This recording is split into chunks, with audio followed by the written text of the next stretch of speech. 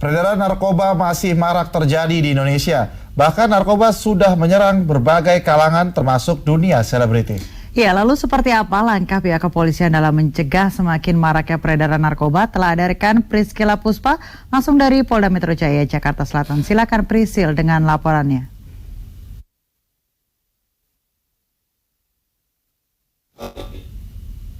Di Tiara dan juga pemirsa, cek audio.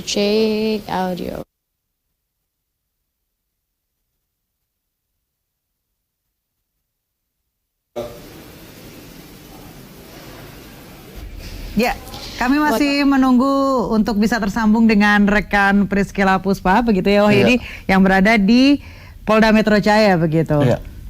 Bagaimana dengan perkembangan kasus Nunung dan juga bagaimana upaya dari aparat penegak hukum untuk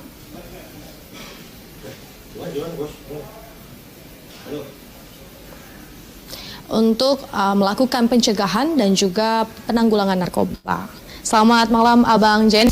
Selamat malam Mbak. Ya. Nah Bang, ini bagaimana mendengar kabar bahwa ada yang mengatakan Nunung ini memakai narkoba sudah lama, ada yang mengatakan bahwa Nunung ini baru memakai narkotika. Ini bagaimana? Apakah dari 3 hari setelah ditahan ini sudah mendapatkan informasinya Bang?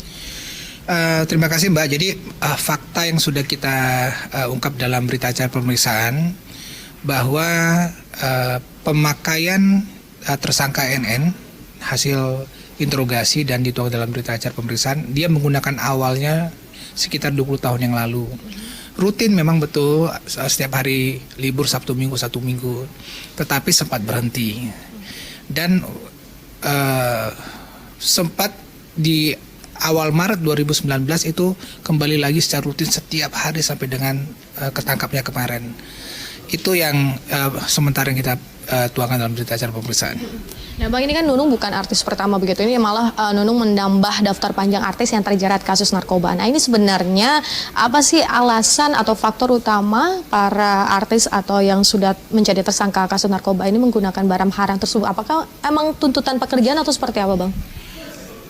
Baik, untuk saya mengawali dari proses tertangkapnya NN dulu ya. Kita dari Polda Metro Jaya sekali lagi tidak pernah menarget, menyasar oknum ataupun profesi tertentu, baik itu keartisan, komedian dan lain-lain. Ya, kita ini target kita adalah mengungkap kasus narkoba, ya, menyelamatkan anak-anak bangsa, ya, kemudian pengedar, penyalahgunaan. Tetapi pada saat ini proses kasus kemarin yang kita tangkap adalah pengedar, tetapi menyangkut ke yang menerima barang. Jaringan ini kebetulan tersangka NN dan JJ. Jadi kita tidak tahu awalnya itu NN dan JJ. Terkait dengan pengakuan sementara di kasus ini NN, ya, dengan beberapa kasus yang sudah kita ungkap sebelum-sebelumnya, bahwa memang alasan mereka ini selalu apa ya, saya bilang mungkin klise atau apa ya, untuk stamina, untuk daya tahan tubuh. Karena saya pikir kalau untuk stamina, daya tahan tubuh kan masih ada cara lain kan, berolahraga ataupun yang lain-lainnya. Nah Bang, ini dari kasus memang peredaran narkoba ini bisa menyasar siapapun, tetapi ini menjadi sorotan publik begitu Bang. Dan ini peredaran atau jaringan dari kasus narkoba Nunung ini juga sebagai pengingat bahwa ini menjadi ancaman besar narkoba di Indonesia. Ini sebenarnya bagaimana sih untuk aparat sendiri untuk bisa memutus atau memberantas jaringan pengedar narkoba? Apapun bentuknya, jaringan besar, jaringan kecil, bandar, penyalahgunaan, bahkan tingkat pemakai paling bawah pun, ini adalah ancaman bagi bangsa. Ya, ancaman dalam arti ini harus betul-betul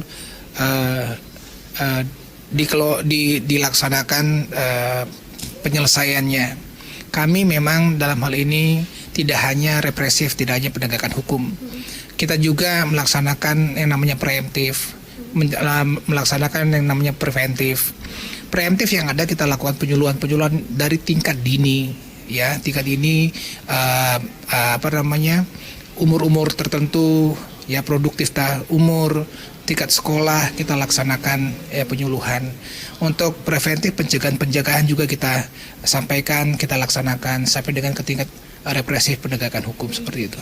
Nah, Bang, kita juga mengetahui dari studi dari kantor PBB untuk narkoba dan kejahatan ini bahwa ini ada peningkatan begitu, ada perdagangan narkoba ini nilainya antara 30 sampai 61 miliar US dollar. Ini artinya kan ada peningkatan konsumen begitu. Nah, ini bagaimana di Indonesia sendiri untuk upaya mencegah dan juga menanggulangi, karena ini kan juga menjadi bahaya untuk generasi selanjutnya. Ya, saya sampaikan tadi sebelum ini ya, bahwa memang langkah-langkah preventif dan represif itu penting dilakukan. Nah, ini buktinya seperti apa, Bang? Apakah turun jemput bola atau seperti apa, Bang? Dan ingat bahwa untuk yang ketiga ini, saya sampaikan tanggung jawab terhadap narkoba itu tidak hanya terletak pada pundak punggung aparat penegak hukum, ya, bukan hanya kepolisian dan aparat penegak hukum lainnya, tetapi menjadi tanggung jawab semua orang, semua lapisan masyarakat, mulai dari tingkat dini.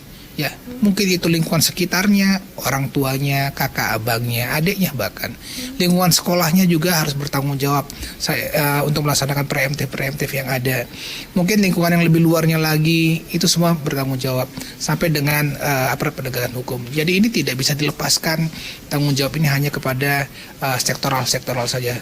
Kalau kita ingin menyelamatkan generasi, menyelamatkan anak-anak bangsa, kita harus berpikir ke depannya. Sekarang mungkin tidak terasa, tetapi kita lihat, bayangkan kalau begitu banyak penyalahgunaan yang terjadi di bangsa ini, berarti kan kita bayangkan ke depan seperti apa. Berarti kampanye anti narkoba harus terus digaungkan begitu. Betul. Terima kasih Abang untuk informasi dan waktunya. Pemirsa, tugas bukan hanya di pundak aparat dari penegak hukum, tapi juga tugas masyarakat dan juga semua kita untuk bagaimana menggaungkan anti narkoba, karena narkoba sangat membahayakan, bahkan merenggut nyawa orang yang kita sayangi. Dengan demikian dapat kami sampaikan langsung dari Polda Metro Jaya, kembali ke studio Wahyudi dan juga Tiara. Baik, terima kasih Priscila Puspa yang telah melaporkan langsung dari Polda Metro Jaya, dan selamat bertugas kembali.